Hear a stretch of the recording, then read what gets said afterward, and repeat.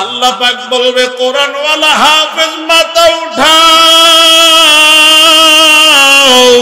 তখন কোরআনওয়ালা সন্তান মাথা উঠাবে, একে ধরিয়া জাহান্নামের কিনারায় নিয়ে যাবে। বলবে তোমার আব্বা আম্মায় জাহান্নামে, তুমি চাও তোমাকে দেওয়া হবে। জাহান্নামের ফেরেশতাকে বলবে ও ফেরেশতা, আমার আব্বা আম্মা কই? আমার আব্বা আম্মাকে আজকে আমার হাতে তুলে দাও। আল্লাহর পয়গম্বর বলেন মা বোনেরা বাড়িতে চুলাতে লাকড়ি দিলে অর্ধেক জ্বললে আর অর্ধেক যেমন জ্বলে না কয়লা হয়ে থাকে, এমন দুইটা কয়লা সেদিন কোরআনওয়ালা হাফেজ আলেমের আব্বা আম্মাকে হাতের ভিতরে দিবে।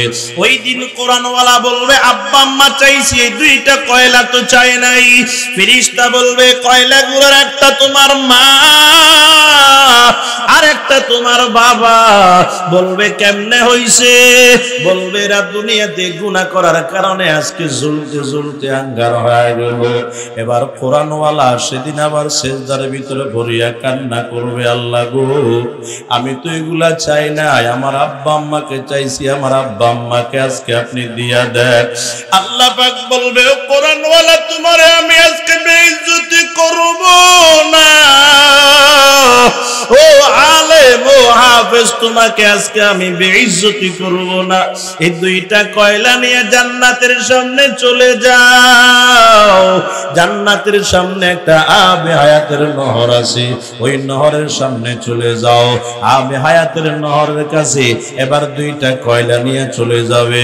বলবে নহরের ভিতরে দুইটা কয়লাকে ডুব দেওয়াও, দুইটা কয়লাকে ডুব দেওয়াবে। এদিকে তাকান বাবা, এদিকে তাকান। আল্লাহর পয়গম্বর বলেন দুইটা কয়লাকে নহরের ভিতরে ডুব দেওয়াইয়া এবার বলবে টান মারিয়া উঠাও, টান মারিয়া উঠাবে।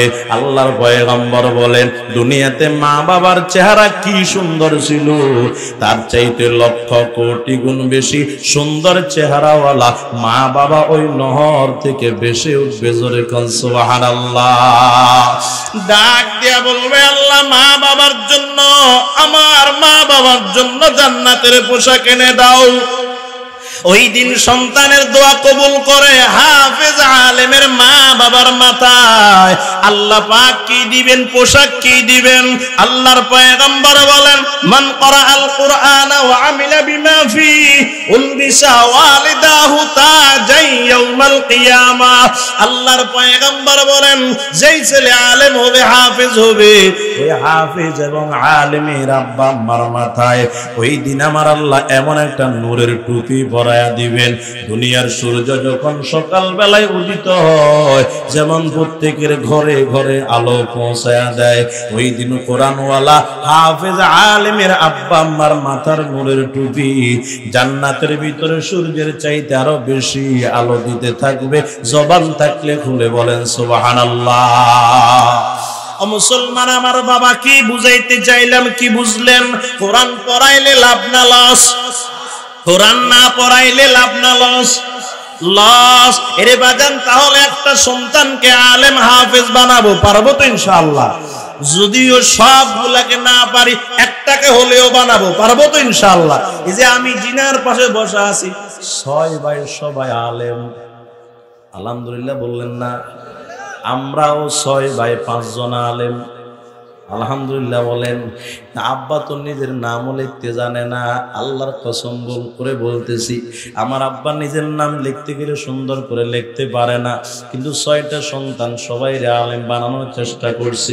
একজন আমার বড় যিনি, তিনি অনেক চেষ্টা করছে, আব্বাই তিনি হইতে পারে নাই, শেষ পর্যন্ত চুরি করে এলাকা ছেড়ে চলে গেছে। কিন্তু আমার পরে আমাকে আল্লাহ আপনাদের দোয়াই পর্যন্ত আমার ছোট ভাই হাফেজ মাওলানা ভালো মুফতি ফেনীতে লালফুল সুলতানিয়া মাদ্রাসা দাওরায়ে হাদিস পর্যন্ত ওই মাদ্রাসার কিতাবখানার ওস্তাদ, তার ছোটটা বর্তমান হাটাদারি মাদ্রাসার দাওরায়ে হাদিস পড়ে, তার ছোটটা উলামাজার মাদ্রাসার মেশকাত পড়ে, পুরা জামাতের 1 নম্বর ছাত্র। এরে বাজান সবাই এই লাইনে আছে। আব্বা তো কিছু বুঝতেন না। আমার আব্বাকে আমার বিবাহের দিন আমার এক ওস্তাদ জিজ্ঞাসা করে, সব ছেলেকে এই লাইনে দিলেন কেন? স্কুলেও তো দিতে পারতেন, আব্বা মূর্খ মানুষ। কিন্তু ওই দিন জবাব দেয়, দেয়, আমি যেন এদের মাথাগুলা আল্লাহকে দেখায় জান্নাতে যাইতে পারি। এরে বাজান, আপনাকে আল্লাহ 5টা ছেলে দিয়েছে। আমি বলতেছি না সবাইকে আলেম বানানোর জন্য, অন্তত একটাকে বানান। দেখবেন যাকে হাফেজ আলেম বানাইছেন এই দুনিয়াতেও কাজে আসবে, আখিরাতেও কাজে আসবে। বিশ্বাস হয় না? এই দুনিয়াতে দেখছি কত ডাক্তার আব্বা আম্মা বৃদ্ধাশ্রমে আছে। চিনেননি বৃদ্ধাশ্রম কি? জান্নাত। হ্যাঁ, বৃদ্ধাশ্রম জান্নাত। সরকারের পক্ষ থেকে অবহেলিত মানুষগুলাকে লালন পালন করার জন্য যে ঘর তৈরি করা হয়েছে, অনেক ডাক্তারের বাবা সেখানে পড়ে আছে। বিশ্বাস হয় না আপনাদের? অনেক ইঞ্জিনিয়ারের মা সেখানে পড়ে রয়েছে। ছেলে অনেক বড় ব্যস্ত লোক, মা বাবার খবর নেওয়ার সুযোগ নাই। ছেলে ডাক্তার, আব্বা তো অনেক কষ্ট করে ডাক্তার বানাইছে, মানুষের বাড়িতে কাজ করতে করতে ফাঁগুলা ফাইটে গেছি, এখন ডাক্তার বানাইয়া ডাক্তার ছেলের বউ কি আর সাধারণ মেয়ে হয়? এটাও তো ডাক্তার হয়। ডাক্তার যখন ডাক্তার মেয়ে বিবাহ করাইছে, তখন মেয়ে ডাক্তারি মেয়ে বলে, তোমার আব্বা আমারে ফাড়া সিরা ফাঁড় খেদমত আমি করতে পারবো না, আমার নিয়ে যাও ঢাকা 5 তলার উপর। সন্তান তখন বউ নিয়ে 5 তলায় থাকে, আব্বা আম্মা ওই আগের মতো গ্রামে কুড়ে করে বসে বসে। তখন নাচে না নাই? ওই আব্বা আম্মা মরে গেছে 6 মাস 1 বছর পরে আয়সা যেই ছেলেকে কোরআন শিখায় নাই তার কথা বলতেছে। শুধু ডাক্তার বানায় ফেলছে, কোরআন শিখায় নাই। ইঞ্জিনিয়ার বানাইছে, কোরআন শিখায় না। এ কোরআন ছাড়া ইঞ্জিনিয়ার। আমার দিকে খেয়াল করতেছেন আপনারা? কোরআন ছাড়া ডাক্তার যখন 6 মাস 1 বছর পরে গ্রামে আসবে, ইমাম সাহেবের হাত ধরে বলবে, হুজুর আসেন না, আব্বার কবরটা একটু জিয়ারত করে দেন। কথা কয় না, বলে না, নিজে পারে না, কি সন্তান বানায় গেলেন। যেই ছেলে আপনার কবরের পাশে একা দাঁড়াইতে পারে না, আরেকজনকে ভাড়া করে আনতে হয়, তাহলে আপনার কপাল খারাপ। কথা কয় না?